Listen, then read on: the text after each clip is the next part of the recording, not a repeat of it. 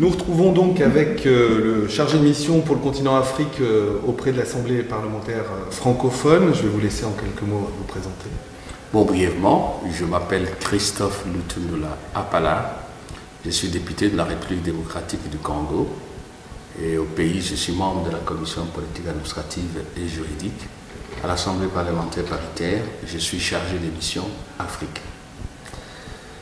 Vous avez parlé pendant 2 jours de francophonie, d'enjeux de la francophonie, de réalité du monde francophone. J'aimerais dans un premier temps connaître votre regard sur la place de la francophonie aujourd'hui dans le monde.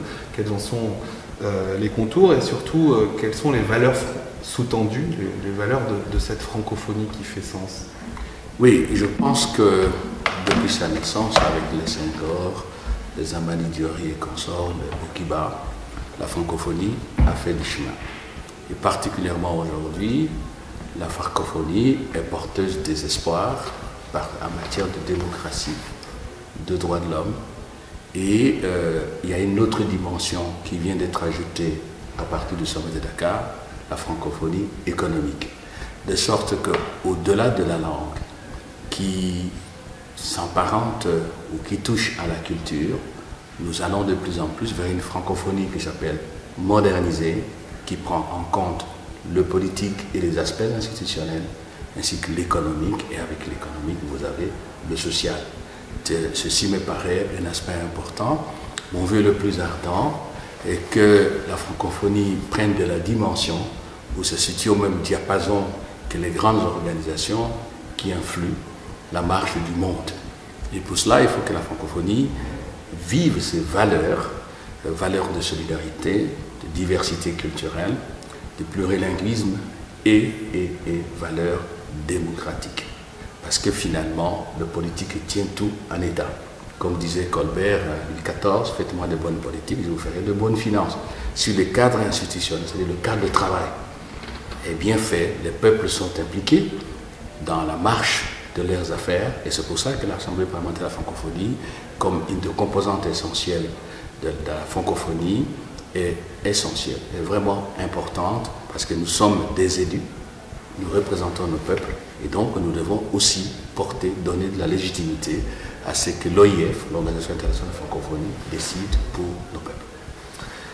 Justement, revenons sur les défis aujourd'hui de ce monde où parfois la démocratie est attaquée, où parfois les libertés sont attaquées. Quels sont selon vous les principaux défis aujourd'hui que doit porter ou que pourrait porter la francophonie au cœur du nouveau monde et de ses profondes mutations? Je l'ai dit, et dans ce que vous dites, vous en parlez aussi, brièvement, vous avez le triomphe des libertés, de l'état de droit. Le deuxième défi, c'est l'amélioration des conditions de vie des populations. Parce que la francophonie n'aura de sens que s'il quitte le terrain apparent d'une organisation des chefs d'État et de gouvernement pour être une organisation de peuple. Permettre au peuple de France, au peuple du Canada, au peuple d'Afrique de manière générale, au peuple d'Asie, Vietnam, Cambodge et ainsi de suite, de vivre à ce rythme-là avec ses valeurs. Le dernier défi, qui est un défi actuel, c'est le défi environnemental. Et c'est pour cela que pour la région Afrique, l'année dernière, nous avions notre 22e session, 22e assemblée régionale, que regroupe toutes les délégations de tout le Parlement africain, membres de l'Assemblée parlementaire de la francophonie. Nous avons, avec de la France, nous avons organisé la conférence parlementaire sur l'environnement, qui était un moment fort pour permettre au Parlement, membres de l'APF, de donner leur point de vue, de prendre des engagements en prévision de la conférence sur l'environnement, COP 2021, c'est comme vous l'appelez, qui se tiendra cette année-ci à Paris. Alors justement, ça fait du lien. Dans le débat des nations, à la fin de cette année, la France accueillera un grand défi, celui du climat à la frontière de l'environnement, de la santé, de l'éducation, de tous les champs qui font l'humanité au sens global du terme. Quelle place donner et construire autour de la francophonie pour servir ces débats d'avenir que vont être ces échanges du COP 21? Disons qu'au niveau de l'Assemblée parlementaire de la francophonie, je ne parle pas de l'OIF, À Brazzaville, nous avons, si vous voulez, posé des problèmes auxquels nous attendons des réponses à la faveur de la COP 21. Vous avez le problème de développement de nos villes. Nous sommes, pour la plupart, en tout cas tous les pays africains, nous sommes des pays en développement. Et aujourd'hui, la concentration urbaine constitue un problème majeur de l'environnement. Nous tenons donc à ce qu'on prenne en compte cette dimension environnementale qui concerne l'habitat. Nous avons également parlé si vous voulez, du prix des efforts qui nous sont demandés. Je vais être précis. Vous savez que le Congo, la République démocratique du Congo, mon pays, abrite le massif forestier le plus important après celui de l'Amazonie aux États-Unis. Et avec nous, vous avez autour de nous le Congo-Brazzaville, le Gabon. Il nous est demandé de protéger ce capital forestier pour le bien de l'humanité. Nous en sommes d'accord, mais en contrepartie, la communauté internationale doit examiner la possibilité de nous trouver des compensations pour que nous puissions aussi assurer le bien-être de nos populations. Au Congo, vous avez par exemple le problème du parc de Virunga, que l'on considère comme un bien de patrimoine commun de l'humanité. Or, dans le parc de Virunga, il y a du pétrole. Et l'opinion internationale, il y a des lobbies qui se lèvent pour nous dire n'exploitez pas le pétrole. D'accord, nous sommes d'accord, mais il faudra continuer de compensation. On parle de crédit carbone, mais l'accès aux bénéfices des ressources de crédit carbone, il nous est tellement difficile qu'en fait, on n'a rien jusque-là obtenu. Voilà un problème qui est concret. Il y a aussi la dimension pollueur-payeur. On ne peut pas demander de la part des pays industrialisés qui sont les premiers responsables de la pollution, du réchauffement climatique, ils ne peuvent pas nous demander de ne pas nous industrialiser.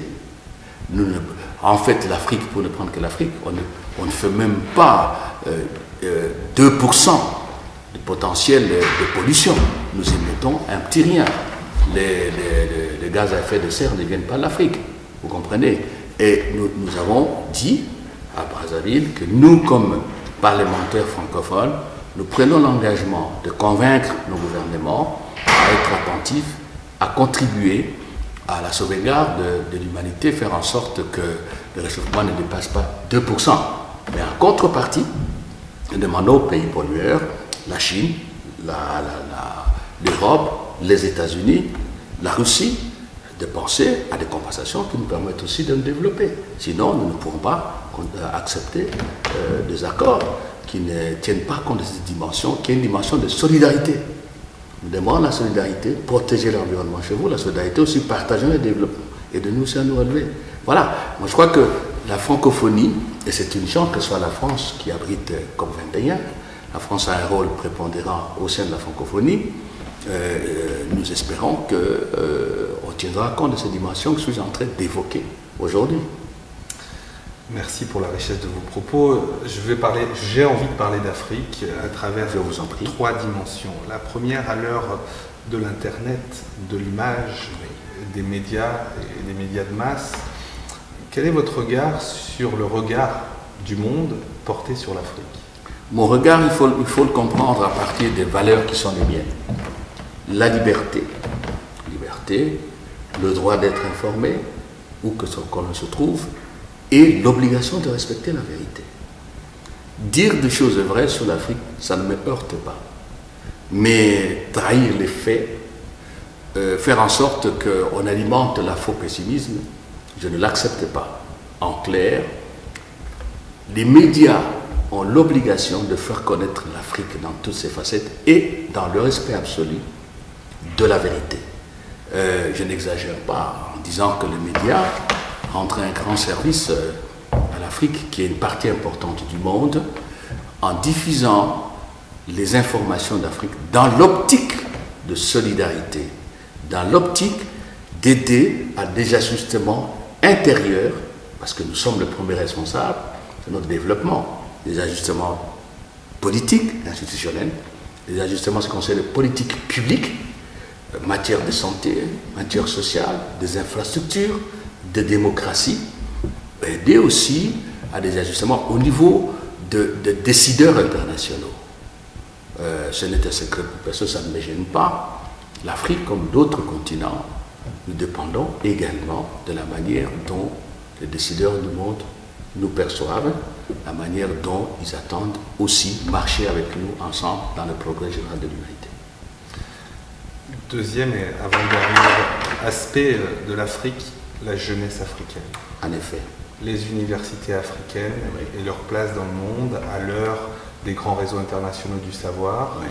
Quelle place pour la jeunesse africaine? On dit toujours qu'une jeunesse bien éduquée, au sens large du terme, c'est l'avenir assuré. Et donc, outre l'Atlantique, de ce côté-ci, et comme en Afrique, on doit toujours réserver une place de choix à la jeunesse. Et cette place de choix, elle n'est pas différente de celle qu'il faut la réserver en Europe. C'est-à-dire quoi?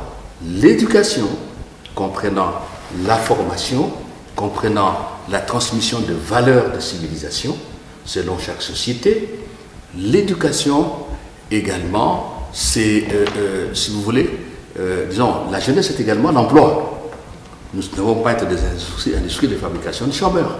Donc il faut bien éduquer nos enfants, leur trouver de l'emploi pour que et contribuer aussi au développement de nos sociétés et à leur propre épanouissement, ainsi de génération en génération, comme l'Europe l'a fait depuis des siècles.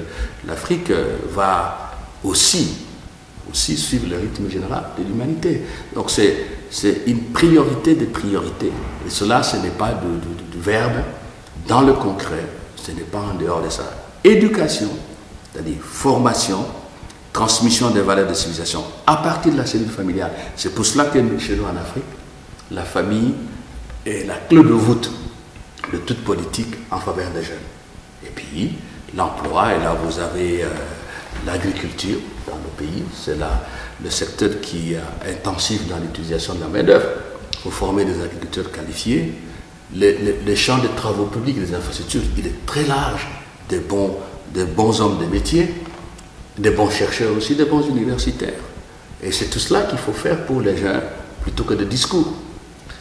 Dernier enjeu majeur pour les nations, ce double regard qu'on a parfois sur l'Afrique en matière de santé et de santé publique. Un regard d'une part, commençons par le sens critique, sur le rapport et les enjeux des pandémies, sur les problématiques de santé publique majeures qu'on connaît tous, VIH, Ebola maintenant, et de l'autre côté, l'Afrique citée comme exemple permanent en santé publique de la démarche communautaire en santé et de sa capacité à toujours associer les populations dans les projets de santé. Dernière question donc, quelle place dans le concert des nations en matière de santé et de santé globale pour l'Afrique? Oui, la santé, voilà un autre élément pour les jeunes, il faut qu'il soit bien portant et cela vaut pour tout le monde. Effectivement, l'Afrique est en proie fréquemment à des épidémies du genre Ebola. Ebola qui aujourd'hui met à nu les défaillances, les carences de nos politiques de santé, de nos systèmes de santé, de protection sociale. Ebola qui nous pose aussi le problème de prévention, de l'environnement. Heureusement que paraît qu'il y a un vaccin qui est trouvé. Ebola aussi qui a des effets pervers sur des économies très fragiles, des pays comme le Libéria, la Guinée, la Sierra Leone. D'ailleurs, pourquoi pas imaginer un jour, dans les jours à venir, l'effacement de la dette de ces trois pays qui, ça fait globalement 3 milliards de dollars. On peut le faire. Donc la santé est une composante essentielle du bien-être social. Et que donc, en Afrique, comme ailleurs, dans nos politiques publiques internes, dans nos politiques de coopération, de partenariat avec nos bailleurs de fonds et autres, nous devons donner une place de choix à la santé. Ça veut dire dans le concret, les infrastructures de santé, la production pharmaceutique, le système de sécurité sociale, parce qu'ici comme ailleurs, il n'y a pas des gens qui ont beaucoup d'argent, mais globalement, c'est difficile de supporter soi-même les soins de santé. Et c'est dans la protection sociale qu'intervient le communautarisme africain. Mais il a des limites. Il a des limites parce que le communautarisme africain, en fait, je m'excuse le terme, c'est entre ceux qui ont le moins nanti Même si vous êtes nanti, que vous prenez une grande famille en charge, ce n'est pas facile. Donc ça a des limites de ce point de vue. On ne peut pas générer toutes les ressources qu'il faut. Donc il faut une prise en charge du capital communautariste et communautaire, merci beaucoup, de nos pays au niveau des institutions publiques, au niveau du gouvernement, pour développer les instituts de sécurité sociale. Même en Europe, c'est comme ça que vous vivez. D'ailleurs, le système français est parmi, sinon les meilleurs du monde, système de sécurité sociale, même si ça pose des déficits budgétaires, mais il faut imaginer tout cela pour qu'on arrive à garantir la santé. L'OMS intervient, mais tout cela a des limites. Il faut des politiques intérieures qui capitalisent un certain nombre d'atouts dont l'Afrique dispose et qui sont mis à notre disposition par la coopération bilatérale et multilatérale.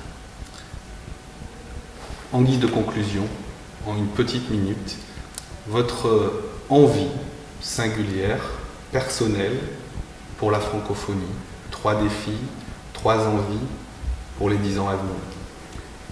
Bon, je parle le français. Premier défi, premier souhait, c'est que la langue française puisse se développer davantage, occuper d'espace, et cela, évidemment, dans une optique plurilinguiste, c'est-à-dire en permettant en même temps le développement des langues nationales.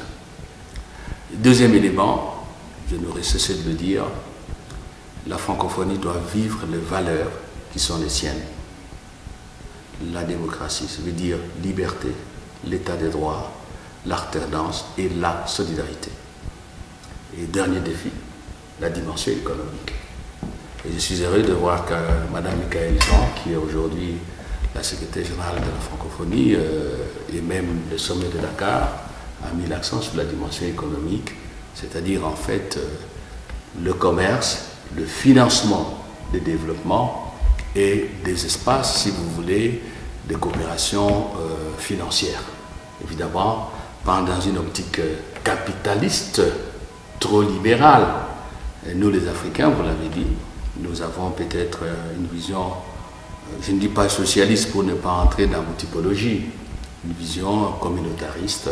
Et je crois que le développement économique, la coopération économique qu'il faut avoir avec nos pays doit tenir compte de toutes ces dimensions-là. Voilà. Un immense merci d'un Christophe à un autre Christophe pour ce temps d'échange et que vivent tous les vrais regards et les regards de vérité sur l'Afrique et sur la francophonie. Merci beaucoup. Merci.